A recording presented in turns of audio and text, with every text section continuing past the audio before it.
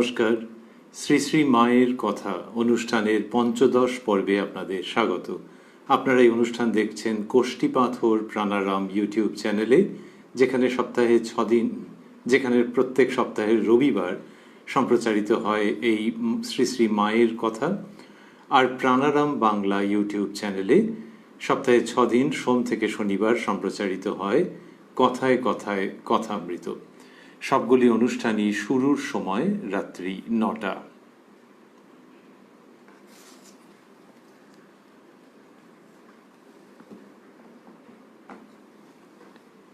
শ্রী শ্রী মায়ের কথা এই অনুষ্ঠানে ওই একই নামের অর্থাৎ শ্রী শ্রী মায়ের কথা যে বিখ্যাত গ্রন্থটি আছে সেটিকে অনুসরণ করে আমরা অগ্রসর হচ্ছি।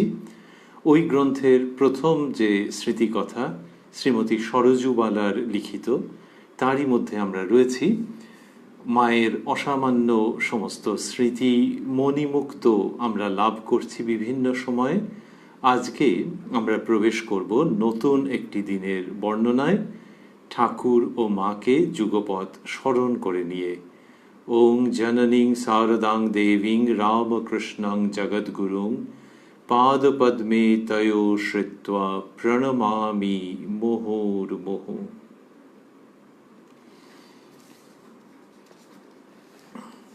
গত 11ই ফাল্গুন মা পিত্রালয়ে গিয়েছিলেন, সরজুবালা লিখছেন। আমরা আগের দিন শুনেছি 5 কি 6ই ফাল্গুন 1319 কথা। সরজুবালা বলছেন 5 কি 6ই ফাল্গুন 1319, অর্থাৎ ওটি 1913-র 7 কি 8ই ফেব্রুয়ারি ছিল। তার কয়েকদিন বাদেই মা জয়রামবাটি গিয়েছিলেন, সেটাই সরজুবালা লিখলেন যে গত 11ই ফাল্গুন মা পিত্রালয়ে গিয়েছিলেন। 1320 সনের আশ্বিন মাসে পূজার পূর্বে কলকাতা ফিরেছেন। তার মানে এটি হচ্ছে সেপ্টেম্বর 1913। আগেরটা ছিল, আবারও আমরা ভাবছি, ফেব্রুয়ারি 1913, আর এটি সেপ্টেম্বর 1913-র কথা বলছেন লেখিকা, যে পূজার পূর্বে মা কলকাতা ফিরেছেন। তারপরে তিনি যে দিনটিতে গেছেন সেই দিনটি একেবারে তারিখ উল্লেখ করে সরজুবালা দেননি, বলছেন একদিন বৈকালে গিয়ে দেখি। তার মানে শ্রী শ্রী মা ওই আশ্বিন মাসে পুজোর আগে যে কলকাতায় ফিরলেন, আবারও ভাবছি 1913-র সেপ্টেম্বর মাসের কোনো সময়। তারপরে একদিন বিকেলবেলায় সরজুবালা মায়ের কাছে, মায়ের চরণ প্রান্তে উপস্থিত হয়েছেন। লিখছেন, একদিন বৈকালে গিয়ে দেখি একটি স্ত্রীলোক তার পদতলে কাঁদছেন দীক্ষার জন্য। শ্রী শ্রী মা চৌকির উপর বসে আছেন। মা সম্পূর্ণ অসম্মত, বলছেন, আমি তো তোমাকে পূর্বেই বারণ করেছি, কেন এলে? আমার শরীর ভালো নয়, এখন হবে না। সে যতই বলছে মা আরও বিরক্তি প্রকাশ করছেন। তোমাদের আর কি, তোমরা তো মন্ত্রটি নিয়ে গেলে, তারপর? মেয়েটি তবুও নাছোড়। উপস্থিত সকলেই বিরক্ত হয়ে উঠলেন। শেষে মা বললেন, পরে এসো। তখন স্ত্রীলোকটি বললে, তবে আপনার কোনো ভক্ত ছেলেকে বলে দিন। এইভাবে করে প্রসঙ্গ এগোচ্ছে। আমরা দেখছি যে মা বললেন যে আমি তো তোমাকে পূর্বেই বারণ করেছি, কেন এলে? আমার শরীর ভালো নয়, এখন হবে না। তারপরে আরও যখন তিনি জোরাজুরি করছেন, তখন মা আরও বিরক্তি প্রকাশ করে বলছেন, তোমাদের আর কি, তোমরা তো মন্ত্রটি নিয়ে গেলে, তারপর? এই যে মন্ত্র নিয়ে কেউ চলে যাচ্ছেন, তার ভার মাকে নিতে হচ্ছে। মা তার জন্য ভাবেন, তার জন্য জপ করেন, আরও কত কি করেন, সেটা ওই মাই জানেন, সন্তান আর কি করে জানবে। বলা হয় যে সন্তানের কল্যাণ কামনা মা নিরন্তর করতে থাকেন। এই নিরন্তর কল্যাণ কামনা সাংসারিক অর্থে সত্য, আর আধ্যাত্মিক অর্থে শ্রী শ্রী মা যেভাবে করেন তাতে তার শরীরের উপর চাপ পড়ে। আর কি, ভক্ত সন্তানের যা আছে ভেতরে সেগুলো মাকে ভার নিতে হয়। তার সুসংস্কার কুসংস্কার সবগুলোরই ভার মাকে নিতে হয়। তো সেই জন্যে শরীরের উপরে ফিজিক্যালি সেটি এফেক্ট করে, সেটি প্রভাবিত করে শরীরকে। তা মা বলছেন যে তোমরা তো মন্ত্রটি নিয়ে গেলে, তারপর? কিরকম যেন একটা বেদনা মিশ্রিত উক্তি, কিন্তু পুরোটা বলছেন না, যে তারপর মায়ের যে যন্ত্রণাটা যায়, কিন্তু সেই যন্ত্রণা তিনি সহ্য করেন। কত শত সন্তানের জন্য করেছেন, এক একটা ক্ষেত্রে খুব বেশি রকমের হয়ে যায়। আর এখানে বললেন তো যে আমার শরীর ভালো নয়, এখন হবে না, কিন্তু তিনি তাও জোরাজুরি করছেন। তখন মা বললেন পরে এসো, এইসব ভাবে চলছে। তাহলে এই যে মায়ের সঙ্গে এই রকম জবরদস্তি চলছে, শ্রীরামকৃষ্ণের সঙ্গে এরকম ভাবে হতো না। ঠাকুর হ্যাঁ মানে হ্যাঁ, না মানে না। কিন্তু শ্রী শ্রী মায়ের ক্ষেত্রে ওই তার গুরু শক্তি, সেটিও একটি ভাবের অধীন, সেটি হচ্ছে তার মাতৃভাব। তাহলে গুরু শক্তি, সেখানে তিনি সরাসরি না বলে দিতেই পারেন, খুব তীব্রভাবে না বলে দিতে পারেন, কিন্তু মাতৃভাবের অধীনে সবটা। মায়ের ওই মানবী ভাব, সাধারণ মানবী ভাব, তার উপর দিয়ে যাচ্ছে তার গুরুভাব, আর সেই গুরুভাবের উপর দিয়ে যাচ্ছে তার মাতৃভাব। সেইখান থেকে পুরোপুরি না করতে পারছেন না, কিন্তু এই যিনি এসেছেন তিনি কত রকমভাবে জেদ করবেন, মা আবারও রাগ করবেন, সেই সব আমরা শুনবো। কিন্তু দেখছি যে ওই মাতৃভাব ইজ রেইনিং সুপ্রিম, ওইটি সব কিছুর ওপরে রয়েছে। শেষে মা বললেন পরে এসো। তখন স্ত্রীলোকটি বললে, তবে আপনার কোনো ভক্ত ছেলেকে বলে দিন মা। তারা যদি না শুনে, মেয়েটি, সে কি আপনার কথা শুনবে না? মা, এক্ষেত্রে নাও শুনতে পারে। তারপর কিছুতেই না ছাড়াতে মা বললেন, আচ্ছা খোকাকে বলে দেব, সে দেবে। খোকাকে মানে স্বামী সুবোধানন্দজির কথা মা বলছেন। তো যখন সেই স্ত্রীলোক ভদ্রমহিলা কিছুতেই ছাড়ছেন না, তখন মা এরকম বলছেন। তবু মেয়েটি বলতে লাগলেন, আপনি দিলেই ভালো হয়, আপনি ইচ্ছা করলেই পারেন। এই বলে 10 টাকার একখানি নোট বের করে বললেন, এই নিন টাকা, যা লাগে আনিয়ে নেবেন। ওই রূপে টাকা দিবার প্রস্তাবে আমাদের লজ্জা করতে লাগলো, রাগও হলো। মানে যিনি দেখছেন তাঁরই লজ্জা করছে, স্বাভাবিক। মা এবার তাকে ধমকে বললেন, কি আমাকে টাকার লোভ দেখাচ্ছ নাকি? আমি টাকায় ভুলি না, যাও টাকা নিয়ে যাও। এই বলে উঠে গেলেন। এরকম হচ্ছে, ওই যে টাকা দিচ্ছেন কেন, ওই রকম সব ধারণা যে দীক্ষা নিলে একটা বিরাট কিছু হবে। সবটাই যে আধ্যাত্মিক অর্থে মানুষজন তখন ভেবেছেন, পরবর্তীকালে ভেবেছেন, তা তো নয়। ভাবে যে একটা কিছু হবে, তার জন্য কিছু খরচাপত্র, ও এটার জন্যই বোধহয় আটকাচ্ছে। কি করবে, দুর্বল মানুষ, মানসিকতার দিক থেকে কত রকমের দুর্বলতা থাকে, তো সেইখান থেকে ওরকম টাকা দিতে চাইছেন। এইবার টাকা যখন দিতে চাইছেন, ঠাকুর হলে একটা সাংঘাতিক কাণ্ড হতো মনে হয়। সেই যে লক্ষ্মীনারায়ণ মারোয়ারি, তিনি বেদান্ত চর্চা করেন, মাস্টারমশাই লিখেছেন কথামৃতে, তিনি ঠাকুরকে দিতে চেয়েছিলেন ঠাকুরের সেবার জন্য। তিনি ওরকম দীক্ষা নেওয়ার জন্য ওরকম বলেছেন তা নয়। সে ঠাকুর কি কাণ্ড কারখানা, একেবারে সাংঘাতিক। বলছেন যে মাথায় মনে হচ্ছে কে লাঠি দিয়ে মারলো, এই সমস্ত সাংঘাতিক তীব্র প্রতিক্রিয়া। মায়ের ক্ষেত্রে কিন্তু দেখা যাবে যে অনেকটা যেন চেপে রাখা আছে। বললেন, কি আমাকে টাকার লোভ দেখাচ্ছ নাকি? আমি টাকায় ভুলি না, যাও টাকা নিয়ে যাও। এই বলে উঠে গেলেন, নিজেই উঠে গেলেন। তো ওই যে আমরা ভাবছিলাম যে গুরুভাবের উপরে তার মাতৃভাব, জননী ভাব, সেটা আরো দেখবো পরে। তো ওই রকম প্রচন্ড রকমের প্রতিক্রিয়া হতে পারতো। আরেকটা কি, যারা শুনছেন সরজুবালা প্রমুখ, এই সরজুবালা কি বললেন, বললেন যে আমাদের লজ্জা করতে লাগলো, রাগও হলো। তাহলে যখন এরা রয়েছেন সব ভক্তরা, তারা তো এবার ঝাঁপিয়ে পড়বেন। মা যদি একটু মাত্র ওরকম ইঙ্গিত করেন যে এই দেখো কি বলছে টলছে, কিন্তু সেই সব কিছু করছেন না।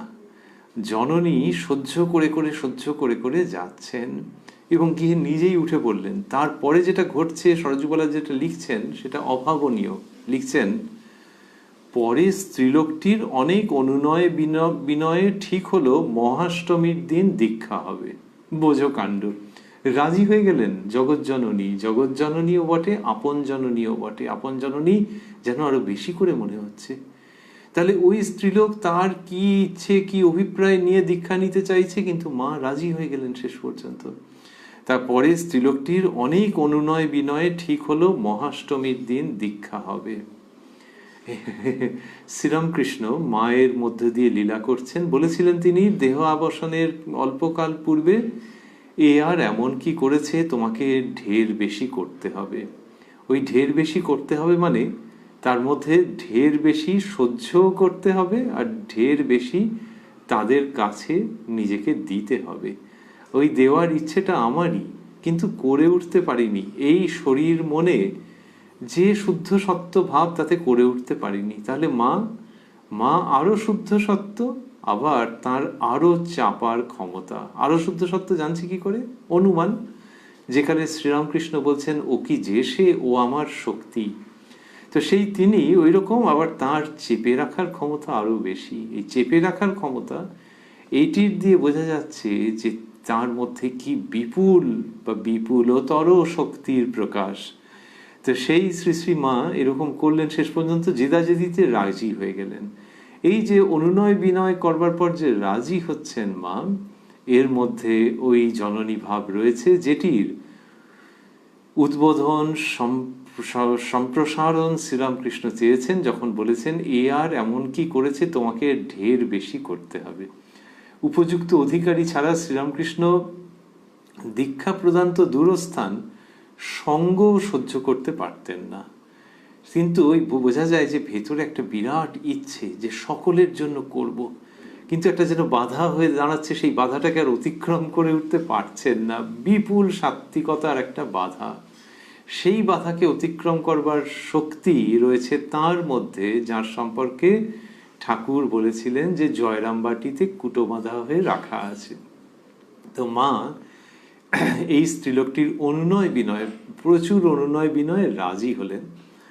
ঠিক হলো মহাষ্টমীর দিন, সরজুবালা লিখছেন ঠিক হলো মহাষ্টমীর দিন দীক্ষা হবে। আচ্ছা, হবে তো হবে মহাষ্টমীর দিন, বাহ।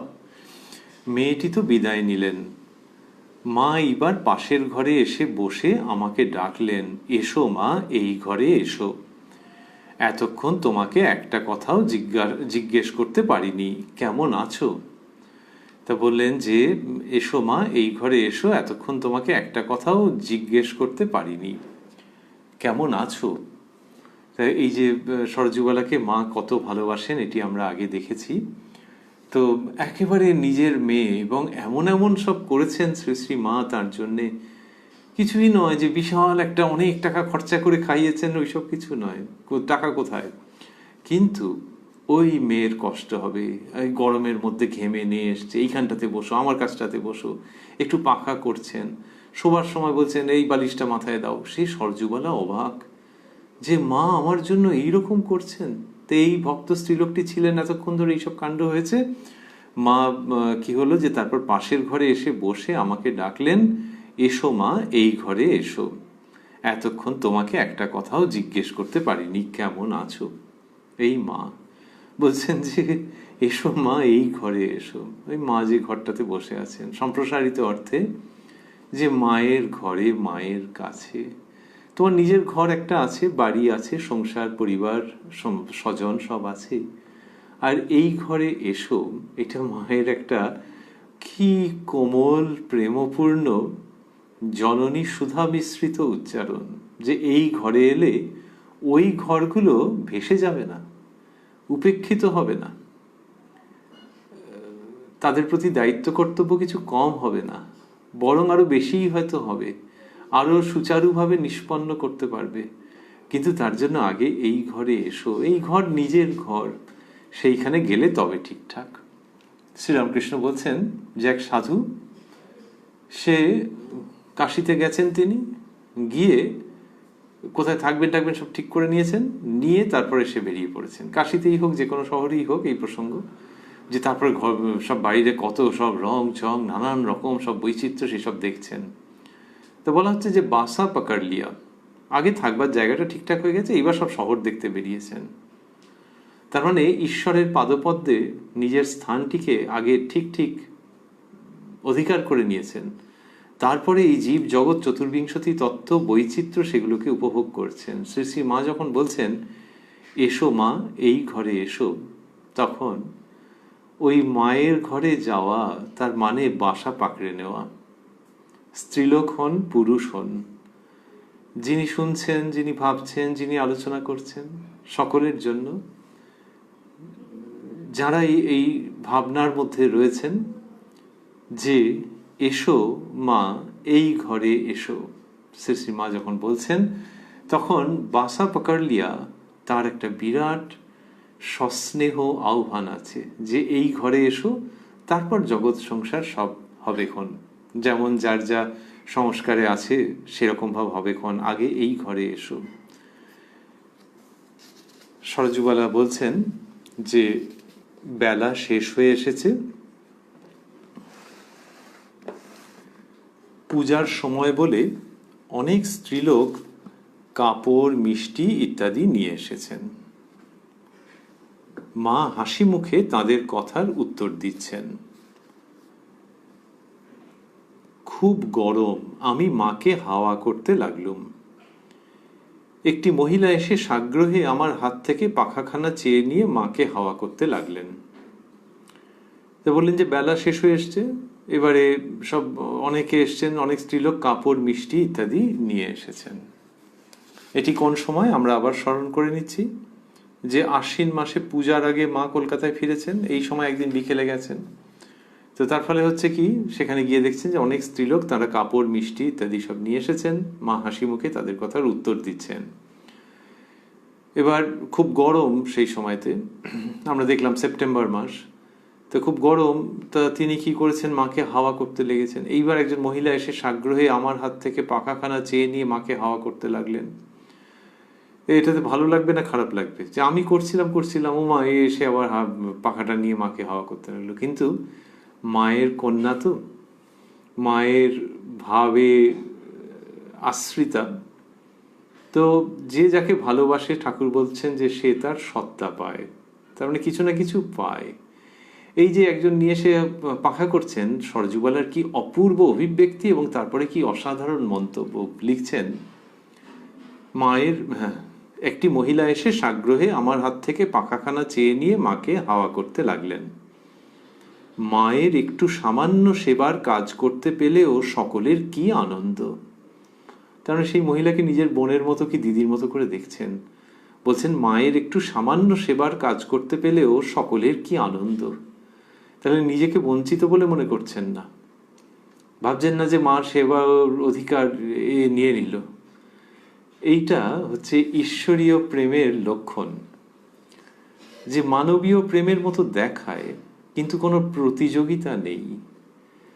যে যিনি ভালোবাসছেন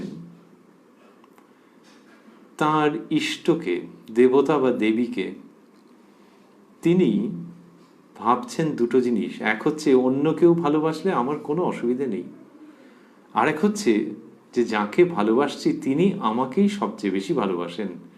এইটা প্রগাঢ় প্রেমের সময় হয়। শ্রীকৃষ্ণ ও শ্রী রাধিকার উপাখ্যান গোপীদের উপাখ্যানের মধ্যে রয়েছে।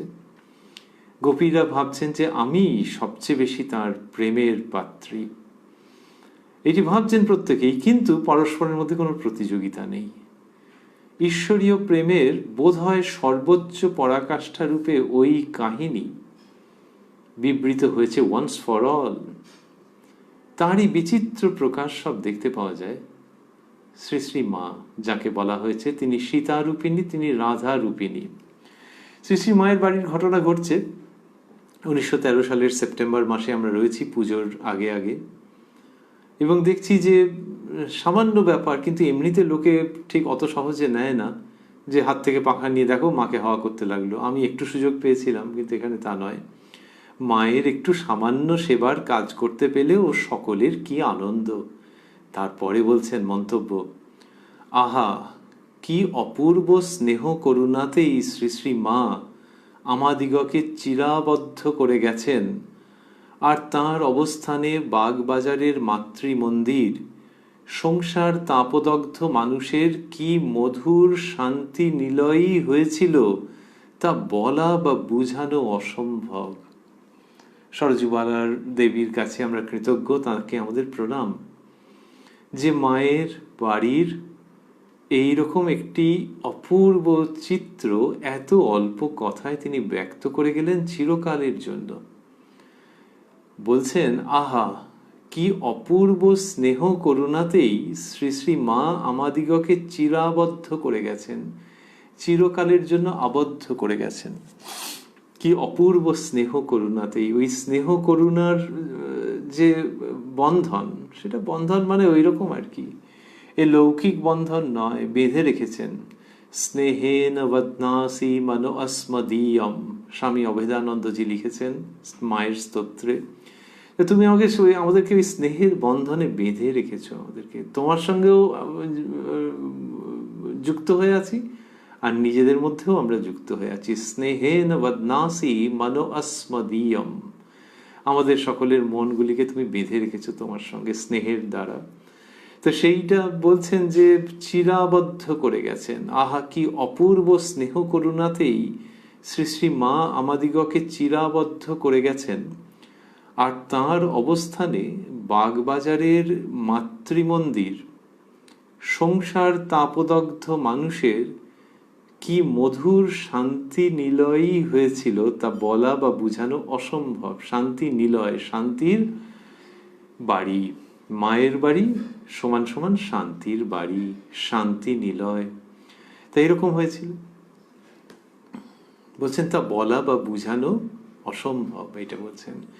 তা এই যে তার অবস্থানে বাগবাজারের মাতৃমন্দির, তাহলে মায়ের বাড়ি, আমরা বলছিলাম মাতৃনিলয়, লেখিকা যেরকম লিখেছেন শান্তি নিলয়, আবার বললেন মাতৃমন্দির। কি চমৎকার, যে শ্রী মা যেখানে রয়েছেন সেটি সঙ্গে সঙ্গে মন্দিরে পরিণত হচ্ছে। তাহলে ওই যে মায়ের বাড়িটি, শারদানন্দজি মহারাজ তার জন্য কত কষ্ট করেছেন, কত খেটেছেন, মায়ের বাড়ি তৈরি হয়েছে, একটা বাড়ি। যদি কেউ একটা বাড়িতে যায় তাহলে সেই বাড়ি তো বিভিন্ন ঘর আছে, তারপরে জিনিসপত্র রাখবার জায়গা আছে, টয়লেট আমরা আজকাল যেরকম ভাবে বলি সেরকম আছে, আর সব নানান রকম মিলিয়ে একটা বাড়ি। কিন্তু সেই বাড়িকে মন্দির বলা হচ্ছে। মন্দির বলা হচ্ছে এই জন্য যে দেবী সেখানে অবস্থান করছেন। তা বললেন তার অবস্থানে বাগবাজারের মাতৃমন্দির সংসার তাপদগ্ধ মানুষের কি মধুর শান্তি নিলয়ই হয়েছিল, তা বলা বা বুঝানো অসম্ভব। বাগবাজার এমনিতে বেশ মজার নাম, কিভাবে যে হয়েছিল কি জানি, কিন্তু নামের মধ্যে কিরকম রয়েছে বাজার, এরকম তো আরো সব হতো। তো বাগবাজার এমনিতে কোনো মানে নেই, দুম করে কোনো মানে বোঝা যায় না। এই শ্রীরামকৃষ্ণ আর মা সারদা এসে ওই বাগবাজারকে চিরকালের জন্য আনন্দের বাজারে পরিণত করেছেন। তবে বাজার মানে কোনো বেচা কেনা সেখানে হয় না, একতরফাই তারা দিয়ে যান। এই বাজারে কিছু দিতে হয় না, শুধু পাওয়া যায়। সেই অর্থে আনন্দের বাজার, শান্তির বাজার, যেখানে আর লোকে বেজার থাকে না, সেই বাজার চিরকালীন আনন্দের যেন হরিল্লুট সেখানে বিতরিত হচ্ছে। সেই বাগবাজারকে যথার্থ আধ্যাত্মিক অর্থে প্রসন্ন, গম্ভীর, উজ্জ্বল, প্রেমপূর্ণ আনন্দ বাজারে পরিণত করেছেন ঠাকুর ও মা। তো সেইখানে লেখিকা বলছেন যে আহা কি অপূর্ব স্নেহ করুণাতেই শ্রী শ্রী মা আমাদিগকে চিরাবদ্ধ করে গেছেন, আর তার অবস্থানে বাগবাজারের মাতৃমন্দির সংসার তাপদগ্ধ মানুষের কি মধুর শান্তি নিলয়ই হয়েছিল, তা বলা বা বুঝানো অসম্ভব। তারপর বলছেন, এইবার আমিও রওনা হব। মাকে প্রণাম করতে গিয়ে বললুম, মা শীঘ্রই একবার বাপের বাড়ি যেতে হবে। মা সস্নেহে বললেন, আবার শিগগির এসো মা, চিঠিপত্র দিও। মার জন্য একখানি কাপড় নিয়ে গিয়েছিলুম, আসবার সময় বলছেন, তোমার কাপড়খানি দেখিয়ে দিয়ে যাও মা, পরব। তো ওই যে বাপের বাড়ি যাবেন তিনি সেটা বলছেন, এমনিতে মেয়ে বাপের বাড়ি যাবে তো আনন্দের কথা, তখনকার দিনে আরো বেশি, ঘন ঘন আর কজন যেতে পারতেন, হয়তো খুবই ব্যবধানে ব্যবধানে অনেক দিনের দেরিতে, তো বাপের বাড়ি যাবেন, আনন্দের ব্যাপার তো। কিন্তু বলার ভঙ্গি থেকে মনে হচ্ছে যে একটুখানি আনন্দের সঙ্গে অন্য কিছুও রয়েছে। বাপের বাড়ি মানে সম্ভবত পূর্ববঙ্গে, খুব বেশি তো জানা যায় না, কিন্তু এদের পূর্ববঙ্গেই আদি বাড়ি ছিল। সরজুবালা, তার বোনের নাম সুমতিবালা। তো ওই বাপের বাড়ি যাবেন, কিন্তু মায়ের কাছে ওটা বলছেন বেশ একটু মিনমিন করে মায়ের কাছে, তার মানে হচ্ছে সোজা কথাই যে তোমাকে ছেড়ে যেতে হবে। বাপের বাড়ির আকর্ষণ আছে, কিন্তু মায়ের বাড়ির আকর্ষণ আরো বেশি। তা বললেন যে মা শীঘ্রই একবার বাপের বাড়ি যেতে হবে। মা সস্নেহে বললেন, আবার শিগগির এসো মা, চিঠিপত্র দিও। এই যে কেউ বাপের বাড়ি যাবে আর তাকে বলছেন যে আবার শিগগির এসো, এটাতে এমনিতে ভালো না লাগতে পারে। কেউ যদি বলে মামার বাড়ি যাবো, আর তখন যদি তাকে কেউ বলে কবে আসবি, তো বলে এই রে আবার কবে আসবি, মানে ভালো লাগছে না, সে জানি না, এই তো তখন ফিরে ফিরে আসার কথা ভাল লাগে না। কিন্তু এখানে সরজুবালা লিখছেন মানে এই ফিরে আসার কথাই আরো ভালো লেগেছে, নাহলে আর এটা লিখবেন কেন। মা সস্নেহে বললেন, আবার শিগগির এসো মা, চিঠিপত্র দিও। শিগগির এসো মানে বাপের বাড়ি আর কতদিন থাকবে, মায়ের বাড়িতে চলে এসো। মার জন্য একখানি কাপড় নিয়ে গিয়েছিলুম, আসবার সময় বলছেন, তোমার কাপড়খানি দেখিয়ে দিয়ে যাও মা, দেখিয়ে দিয়ে যাও মা, পরবো। একটু আগে আমরা শুনলাম যে পূজার সময় বলে অনেক স্ত্রীলোক কাপড়, মিষ্টি ইত্যাদি নিয়ে এসেছেন।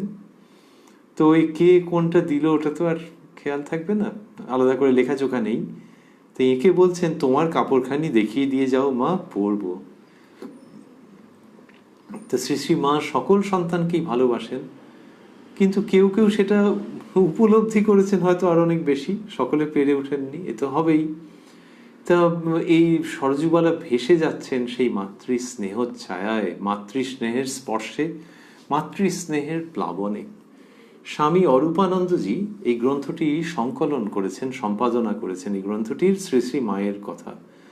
আর ভারী অদ্ভুত ব্যাপার, ভালো লাগে ভাবলে, যে প্রথমেই এই স্ত্রী ভক্তটির স্মৃতিকথা দিয়েছেন সরজুবালা। কোনো পুরুষ ভক্তের আলাদা করে নয়, কোনো সন্ন্যাসী মহারাজের নয়, এরটা আগে দিয়েছেন। ওই যে মায়ের কাছে রয়েছেন তো মা আর তার মেয়ে, স্বামীজি বলতেন যে আমি চাই আগে মা আর তার মেয়ে, তারপর বাবা আর তার ছেলেরা। তো এই মা আর তার মেয়ে এইটিকে প্রথমে এই স্মৃতিকথাটি দেওয়া আছে, সন্ন্যাসী মহারাজরাই দিয়েছেন। তো এইখানে দেখা যাচ্ছে যে মায়ের কি স্নেহ, কি স্নেহ এর ওপরে। তা তিনি বলছেন যে এমনিতেও আমরা ভাবতে পারি যে অরূপানন্দজি সংকলন করেছেন মানে তিনিই প্রথমে তার কথা দেবেন নাকি, কিন্তু দেখা যাচ্ছে অরূপানন্দজি অনেক পরে আছেন, আর প্রথমে এই মেয়েকে দিয়েছেন, মায়ের এই কন্যাকে দিয়েছেন। তো এই যে বললেন যে তো আসবার সময় বলছেন তোমার কাপড়খানি দিয়ে যাও মা, পরবো। কি চমৎকার। প্রায় 2.5 মাস পরে আবার একদিন গিয়েছি। তাহলে এই 2.5 মাস কি বাপের বাড়ি ছিলেন বলা মুশকিল, হয়তো ছিলেন পিত্রালয়ে, দুম করে তো আসা যেত না। আরেকটি হচ্ছে যে এসেছেন হয়তো, কিন্তু মায়ের বাড়িতে যাওয়ার সুযোগ হয়নি। কার সঙ্গে যাবেন, এটা আমরা একাধিকবার এই স্মৃতিকথার মধ্যে এই অনুষ্ঠানে দেখেছি। কার সঙ্গে যাবেন, কে নিয়ে ফিরবে, সেকালের তো কলকাতার প্রসঙ্গ। তো সেই জন্যে 2.5 মাসের একটা ব্যবধান তৈরি হয়ে গেছে। প্রায় 2.5 মাস পরে আবার একদিন গিয়েছি। আবার একদিনের পর বন্ধনীর মধ্যে লিখেছেন 14ই অগ্রহায়ণ। এটির মানে হচ্ছে 30শে নভেম্বর 1913। বাংলা মাস অনুসরণ করলেও দেখা যাবে, ইংরেজি মাস অনুসরণ করলেও যে ওই 2.5 মাসের মতো এসে যাচ্ছে। আগেরটি আমরা সেপ্টেম্বর 1913 স্মরণ করেছিলাম, এটি 30শে নভেম্বর 1913, 14ই অগ্রহায়ণ বাংলার। তো প্রায় 2.5 মাস পরে আবার একদিন গিয়েছি। সিঁড়ি উঠতেই কল ঘরে মার সঙ্গে দেখা হলো। উদ্বোধনে সিঁড়ি দিয়ে উঠেছেন, সিঁড়ি উঠতেই কল ঘরে মার সঙ্গে দেখা হলো। মা কাপড় কাচতে গিয়েছিলেন। আধ ভিজে কাপড়েই এসে জিজ্ঞেস করে গেলেন, এতদিন দেরিতে কেন এলে? কাপড় কেচে এসে তক্তপোষের উপর বসতে, মানে মা এসে ওখানেতে উপবিষ্ট হয়েছেন, কাপড় কেচে এসে তক্তপোষের উপর বসতে কুশল প্রশ্নাদির পর কথা প্রসঙ্গে জিজ্ঞেস করলুম, সেই যে স্ত্রীলোকটি মন্ত্র নিতে চেয়েছিলেন, তার কি হলো মা? আজকের অনুষ্ঠানে আমরা শুরুতে যে শুনছিলাম, যিনি খুব জিদ করেছিলেন, মা সে সেদিন নিতে পারলে না। বলেছিলাম আমার অসুখ সারুক, তারপর নেবে, তাই হলো। ওই যে দুর্গাপুজোর মহাষ্টমী দিন হয়নি, অসুখ হওয়ায় সেদিন সে আসতে পারেনি, মানে সেই স্ত্রীলোকটি অসুখ হওয়ায় সেদিন সে আসতে পারেনি, তার অনেক পরে একদিন এসে নিয়ে গিয়েছে। আমি, তাই তো মা, আপনার মুখ দিয়ে যে কথা বেরিয়ে পড়ে তাই হয়। আমরা আপনার ইচ্ছা না মেনে নিজেরা কষ্ট পাই। আপনিও নিজের অসুস্থ শরীরে অনেক সময় দয়া করে দীক্ষা দিয়ে আমাদের ভোগ নিজ শরীরে নিয়ে আরো বেশি কষ্ট পান। একবার পরিষ্কারভাবে সরজুবালা বললেন, কি প্রসঙ্গে আসছে, যে ওই যে মা বলেছিলেন যে এখন আমার শরীর খারাপ, এখন হবে না, সেইটি ফলল তো, সেইটার প্রসঙ্গে সরজুবালা বলছেন যে আচ্ছা, ওই স্ত্রীলোকটি তার নিজের শরীর খারাপ থাকায় তিনি আসতে পারেননি, তার মানে মা তোমার কথাই ফলেছে। তা বলছেন, তাই তো মা, আপনার মুখ দিয়ে যে কথা বেরিয়ে পড়ে তাই হয়, যে কথা বেরিয়ে পড়ে তাই হয়। আমরা আপনার ইচ্ছা না মেনে নিজেরা কষ্ট পাই। ওই যে ভক্ত, ওই ভদ্রমহিলা ওরকম জেদাজেদি করেছেন, সেটার জন্যও আবার বৃহত্তর অর্থেও বলছেন যে আমরা আপনার ইচ্ছা না মেনে নিজেরা কষ্ট পাই। আপনিও নিজের অসুস্থ শরীরে অনেক সময় দয়া করে দীক্ষা দিয়ে আমাদের ভোগ নিজ শরীরে নিয়ে আরো বেশি কষ্ট পান।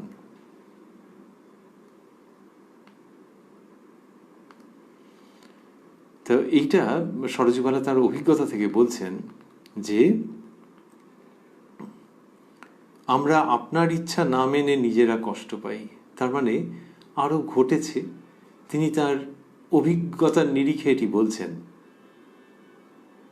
যে এরকম হয়ে থাকে, আপনার ইচ্ছা না মেনে নিজেরা কষ্ট পাই। তার মানে সরজুবালা নিজের অভিজ্ঞতার মধ্যে এরকম হয়তো হয়েছে, অন্যদের অভিজ্ঞতা শুনেছেন, তিনি জেনেছেন। আর তার সঙ্গে বলছেন, আপনিও নিজের অসুস্থ শরীরে অনেক সময় দয়া করে দীক্ষা দিয়ে আমাদের ভোগ নিজ শরীরে নিয়ে আরো বেশি কষ্ট পান। বলছেন আপনিও নিজের অসুস্থ শরীরে, তার ওই যে মায়ের যে কষ্ট হয় সেটাও তিনি বলছেন যে আপনিও নিজের অসুস্থ শরীরে অনেক সময় দয়া করে দীক্ষা দিয়ে আমাদের ভোগ নিজ শরীরে নিয়ে আরো বেশি কষ্ট পান। যে ওই আপনার শরীর যখন খারাপ থাকে তখন আমাদের ভোগ নিজের শরীরে নেন, নিয়ে আরো বেশি কষ্ট পান। এইগুলো এরা জানতেন, এরা দেখেছেন, তাই মায়ের কাছে এটা বলে দিলেন স্পষ্ট, একেবারে পরিষ্কার করে, যে আমাদের ভোগ আপনি নিজের শরীরে নিয়ে বেশি কষ্ট পান। কিরকম ভাবে ওরা বুঝেছেন যে মায়ের যে কষ্ট হচ্ছে। মায়ের জীবনের মধ্যে রয়েছে যে কোনো ভক্ত এসে মাকে প্রণাম করে গেছেন, ভক্ত মানে যেভাবেই ভাবি আমরা, এক একজনের মনের অবস্থা তো এক এক রকম। তো মা কিছুটি বলেননি, চুপ করেছিলেন। তারপরে যখন প্রণাম করে তিনি দৃষ্টির অন্তরালে চলে গেছেন, তখন মা তাড়াতাড়ি গোলাপ মা বা যোগিন মা এদেরকে ডেকে বলছেন যে গঙ্গা জল দাও, গঙ্গা জল দাও, এরকম বলছেন। বা অন্য কেউ যার যিনি রয়েছেন তাকে বলছেন। তার মানে জ্বলে গেল। ওই যে স্পর্শজনিত তার যে বিপুল কষ্ট হচ্ছে, কিন্তু সামনে বুঝতে দেননি। ঠাকুর এক এক সময় একেবারে যেন বিশালভাবে আহত হয়েছেন, কষ্ট পেয়েছেন, চমকে উঠেছেন যখন অশুদ্ধ চিত্ত ব্যক্তি কেউ চরণ স্পর্শ করেছেন। কিন্তু শ্রী শ্রী মা সমস্ত সহ্য করেছেন। আর সেই দৃষ্টির অন্তরালে চলে যাওয়ার পর ওরকম ভাবে বলছেন যে পায়ে গঙ্গা জল ঢালতে পা জ্বলে যাচ্ছে। ঠাকুরের ক্ষেত্রে আছে যে যখন স্পর্শ করেছেন তখন মাস্টারমশাই লিখছেন যে বৃশ্চিক দংশন করলে যেরকম হয় সেরকম ঠাকুরের অবস্থা ভিজিবলি দেখা যাচ্ছে। আর মা চুপ করে আছেন, কিচ্ছু বলেননি। তার মানে ওই কষ্ট তিনি নীরবে সহ্য করেছেন। এইগুলো তো এরা দেখেছেন, কিছু না কিছু হয় দেখেছেন, অথবা মায়ের অন্য অন্তরঙ্গের কাছে শুনেছেন। খুব নিকট অভিজ্ঞতা তো, সেই জন্য ওইটা বললেন যে নিজের অন্যের আমাদের ভোগ নিজের শরীরে নিয়ে আপনি কষ্ট পান। মা বললেন, সরজুবালা লিখছেন, মা বললেন, হ্যাঁ মা, ঠাকুর ওই কথা বলতেন, নইলে এসব শরীরে কি রোগ হয়, এর মধ্যে আবার কলেরার মতো হয়েছিল। কথাটাকে ঘুরিয়ে দিলেন সঙ্গে সঙ্গে। তা বলছেন যে ঠাকুর ওই কথা বলতেন। বললেন, হ্যাঁ মা, ঠাকুর ওই কথা বলতেন। ওই যে অন্যের ভোগ নিজের শরীরে নিয়ে কষ্ট পাওয়া, বলছেন ঠাকুর ওই কথা বলতেন। তারপরেই বললেন, নইলে এসব শরীরে কি রোগ হয়? দেবী নিজের স্বরূপের কথা বলছেন এবং সেটি এইভাবে আসছে, নইলে এসব শরীরে কি রোগ হয়? এদের তো দিব্য তনু, তাতে রোগ হচ্ছে কেন? এই ব্যাখ্যা যে অন্যের ভোগ নিয়ে শ্রীরামকৃষ্ণের যে স্থূল শরীরের যন্ত্রণা, সেটির এই কারণ শ্রী শ্রীমাও বলেছেন অন্যত্র। এখানে ওইটা একটু বলেই তারপর বললেন, এর মধ্যে আবার কলেরার মতো হয়েছিল। এই মা, যিনি সব সহ্য করছেন, সমস্ত তাপ হরণ করছেন নিজের মধ্যে, তিনি বলছেন যে ছেলে যদি ধুলো কাদা মাখে, আমাকেই তো ঝেড়ে ঝুড়ে কোলে তুলে নিতে হবে। ওই ঝেড়ে ঝুড়ে কোলে তুলে নিচ্ছেন। তো ঝেড়ে ঝুড়ে কোলে তুলে নিলেও সেই ধুলো কাদা কিছু তো গায়ে লেগে যাবে। এই ধুলো কাদা মানে পূর্ব সংস্কার নয়, কিন্তু ওই যে ভোগ, সেই ভোগ। বলছেন, আমি সতেরও মা, অসতেরও মা। অসতের মা হওয়া কি চারটিখানি কথা? তাহলে তার উপর দিয়ে কিছু যাবে না? তা মা সেইভাবে করে করছেন। তো যখন ছেলে শান্ত থাকে, মা যখন তাকে কোলে নেন, সে একরকম। আর অশান্ত ছেলে হাত পা ছুটছে একেবারে, তখন কিল এ ও তা নানান রকম গায়ে লাগতেই পারে। উফ, কি জোর লাগলো! অশান্ত ছেলেকে কোলে নিয়েছেন। তো তো সতেরো মা, অসতেরো মা তিনি। তো এইরকম তিনি বললেন, একটুখানি শ্রীমুখ থেকে যেন উচ্চারিত হয়ে গেল একটা হালকা রেখার মতো, নইলে এসব শরীরে কি রোগ হয়? বলেই বললেন, এর মধ্যে আবার কলেরার মতো হয়েছিল। সরজুবালা বলছেন, আমার ভাতৃবধূ সঙ্গে গিয়েছিল। মা তাকে দেখে বললেন, বেশ শান্ত বউটি, এক ব্যন্ন নুনে পোড়া হলে মুশকিল হতো। তারপরেই সরজুবালা বলছেন, অর্থাৎ আমার ভ্রাতৃবধূ একটি মাত্র, সে ভালো না হলে তাকে নিয়ে সংসারে থাকা কষ্টকর হতো। তো মা ওটি বলছেন সাংসারিক দিক থেকে একেবারে 16 আনা প্রাসঙ্গিক সত্য কথা। এক ব্যন্ন নুনে পোড়া হলে মুশকিল হতো। তার মানে সে যদি সংসারের সঙ্গে মানিয়ে নিতে না পারতো, সে যদি ভালো না হতো, তাহলে খুব অসুবিধে হয়ে যেত। একটি মাত্র ভ্রাতৃবধূ, আর তখনকার দিনের সংসার যেরকম থাকতো যে অনেকে মিলে, তো তা সেইটা বলছেন যে তাহলে এখানে স্বামী স্ত্রী, তাহলে স্ত্রীরই সব দায়িত্ব নাকি? এরকম যদি কেউ ভেবে ফেলেন, তাহলে হচ্ছে যে না, স্বামীর দায়িত্ব সে তো মা, পুরুষদের জন্য কি দায়িত্ব, তাদের কি কর্তব্য, সে তো সারা জীবন যা বলেছেন তাকে বিস্তার করলে অনন্ত স্পর্শী সেটি। কিন্তু এখানে এই বউটিকে নিয়ে গেছেন, তো তাহলে তার দিক থেকে সে কেমন? তো মা বলছেন, বেশ শান্ত বউটি। এই শান্ত মানে দুরকম অর্থে হয়তো। এক হচ্ছে বাইরের দিক থেকে কোনো চাঞ্চল্য নেই, এখন সেটা যে কেউ দেখে বলতে পারে যে হ্যাঁ বেশ শান্ত, কিন্তু মা যখন বলছেন তখন বুঝতে হবে ভেতরের দিক থেকেও শান্ত, অর্থাৎ এর মধ্যে শান্তি আছে। যার মধ্যে যেটা আছে সেই তো জগৎকে সেটা দিতে পারে, না থাকলে আর দেবে কি করে? তো মা এই সমস্ত লক্ষণ জানেন, তো সেই সব মিলিয়ে এর প্রশংসা করছেন। বেশ শান্ত বউটি, এক ব্যন্ন নুনে পোড়া হলে মুশকিল হতো। নুনে পোড়া যে যদি খারাপ হতো, তাহলে খুব সংসারের মধ্যে অশান্তি তৈরি হয়ে যেত।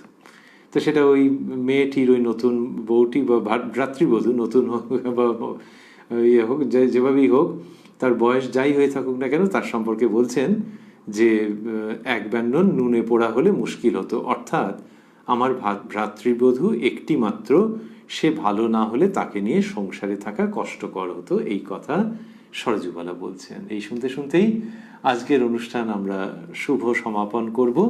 এরপরে অন্য একদিনের প্রসঙ্গ রয়েছে। আমরা রয়েছি উদ্বোধন কার্যালয়ে প্রকাশিত শ্রী শ্রী মায়ের কথার যে সংস্করণটি আমাদের হাতে আছে তার 26 পৃষ্ঠায়। আর আমরা একাধিকবার স্মরণ করেছি, সরজুবালা জানিয়েছেন যে এটি ওই দুর্গাপুজোর আগের ঘটনা, 1913 সালের সেপ্টেম্বর, এবং সেটি 1320 সালের আশ্বিন মাসে পুজোর আগের ঘটনা। প্রথমে আমরা তার মধ্যে ঢুকেছিলাম এবং তারপরে আমরা যেখানে গেছি সেটি হচ্ছে 14ই অগ্রহায়ণ, অর্থাৎ 30শে নভেম্বর 1913 প্রসঙ্গ। সেইখানে আমরা ছিলাম এবং এই প্রসঙ্গটি এখানেই সমাপ্ত হচ্ছে। শেষ করতে করতে আমরা ভাবছি যে লেখিকার সঙ্গে আমরা একটা ব্যাপারে কিছুটা সহমত, কিছুটা নই। সেটি হলো যে তিনি যে ওই অপূর্ব বাক্যটি বললেন, সেইখানটিতে যদি যাই আমরা, যে তিনি বললেন যে মায়ের কথায় যে তার অবস্থানে বাগবাজারের মাতৃমন্দির সংসার তাপদগ্ধ মানুষের কি মধুর শান্তি নিলয়ই হয়েছিল, এইখান পর্যন্ত আমরা খুব সহমত এবং তার কাছে আমরা নতমস্তকে ঋণ স্বীকার করি। তারপরে বলেছেন তা বলা বা বুঝানো অসম্ভব। এই জায়গাটাতে আমাদের মনে হয় যে না, বোধহয়, কারণ মা, শ্রী শ্রী মা তো এই যোগসূত্র রেখে দিচ্ছেন ওই দিদির সঙ্গে আমাদের। ওই শ্রীমতী সরজুবালা, তার যে অনুভূতি হয়েছে, মা তো সেই শক্তি দিয়েছেন সেইগুলি এরকমভাবে বিবৃত করবার, নাহলে কে বলতে পারে। আর দেবতা বা দেবীর প্রসঙ্গ তো একটু আগে আমরা দেখলাম, দেবী ভাবের কিরকম চকিত একটি প্রকাশ হয়েই যেন অন্তর্হিত হয়ে গেল। সেই দেবী বা দেবতার বিবরণ কে লিখতে পারে যদি না তাঁরা শক্তি দেন? কখনো হয়েছে নাকি? তো এরা শক্তি দিয়েছেন বলেই, ঠাকুর শক্তি দিয়েছেন বলেই মাস্টারমশাই, মা শক্তি দিয়েছেন বলেই এরা। তো সরজুবালা লিখেছেন, আরও যারা যারা লিখেছেন, বুঝতে হবে নিশ্চয়ই যে মায়ের খুব কৃপা আছে, তিনি শক্তি প্রদান করেছেন। নাহলে তো স্মৃতি অনেক সময় বিরোধিতা করে। তো সেগুলির উত্তীর্ণ হয়ে তারা মায়ের কথা লিখেছেন এবং সেগুলি সন্ন্যাসী মহারাজ গ্রন্থের মধ্যে স্থান দিয়েছেন। এর মধ্যে তো মায়ের ভূমিকা থেকে যাচ্ছে। তিনি শক্তি দিয়ে এগুলি লেখাচ্ছেন তিনি, যিনি মা শারদা এবং শ্রীরামকৃষ্ণের উক্তি মতো শারদা সরস্বতী। তাঁরই শুভাশীর্বাদে এই সারস্বত প্রয়াস, সাফল্য ও প্রকাশ। তাই মায়ের বাড়িতে বাগবাজার মাতৃমন্দিরে কি হতো সেটা একেবারে বিস্মৃতির আড়ালে চলে যায়নি। সরজুবালার এতটা সংকোচের দরকার নেই ওই দিদির, যে তা বলা বা বুঝানো অসম্ভব বললে একেবারে যেন একটা অন্তিম মনে হয়। কিন্তু যোগসূত্র থাকছে এইভাবে যে মা তার ছেলে মেয়েদের মধ্যে দিয়েই এইসব কথা প্রকাশ করছেন। আজকে কেউ পড়ছে, কেউ শুনছে, কেউ ভাবছে, এই সবগুলোই সম্ভব হচ্ছে শ্রী শ্রী মায়ের ওই বরাভয় মূর্তি এটিকে সফল করাচ্ছে বলে, এটিকে সম্ভব করাচ্ছে বলে। আর এটিকে অবলম্বন করে যিনি সেই বাগবাজারের মায়ের বাড়ি এবং সেই শ্রী শ্রী মায়ের যে সময়, সেটিকে ভাববেন। এখন তো লকডাউনের মতো হয়ে আছে, কত সব নিয়ম কানুন চলছে। তো মায়ের বাড়িতে যদি তিনি যেতে পারলেন অথবা না পারলেন, যখন ধরা যাক যে কোনো বাধা নিষেধ নেই, লকডাউন উঠে গেছে, তখনও যে কোনো সময় কি যাওয়া যায় নাকি? নিয়ম আছে তো আশ্রমের। তো যাওয়া যাক বা না যাক, ওই মায়ের বাড়িকে ভাবতে ভাবতে, শ্রী শ্রী মাকে ভাবতে ভাবতে, যিনি এই সকল উপকরণের সহায়তায় মনের গভীরে ডুব দেবেন, কে বলতে পারে যে মায়ের কৃপায় সেই সময়, সেই বাতাবরণ, সেই মানসিকতা, সেই অ্যাম্বিয়েন্স ফিরে আসবে না? কে বলতে পারে যে সেটি ফিরে আসবে না? তাই সম্পূর্ণ সম্ভাবনা সেইখানে রয়ে গেছে। বলা হয় যে হৃদি বৃন্দাবনে বাস।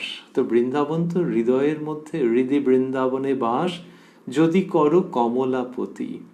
তো এইখানে ভক্তদের ক্ষেত্রে হৃদি বৃন্দাবন বলি, কৈলাস বলি, বৈকুণ্ঠ বলি, যাই বলি, সেইটির মধ্যে মা শারদার অবস্থান কে রোধ করতে পারে যদি মায়ের কৃপা থাকে? তাই শ্রী শ্রী মায়ের কথা পড়তে পড়তে আমাদের মনে হয় যে আমরা পড়ি, শুনি, আলোচনা করি, যাই করি না কেন, এর মধ্যে মা তার সেই সস্নেহ দৃষ্টি নিরন্তর রেখে দিচ্ছেন, যাতে আমরা তার সঙ্গে যুক্ত থাকতে পারি, তার স্নেহচ্ছায়ায় থাকতে পারি, তার অভয় আশীর্বাদে থাকতে থাকতে ধীরে ধীরে তাঁর ও শ্রী শ্রী ঠাকুরের শ্রীচরণ প্রান্তে উপনীত হতে পারি।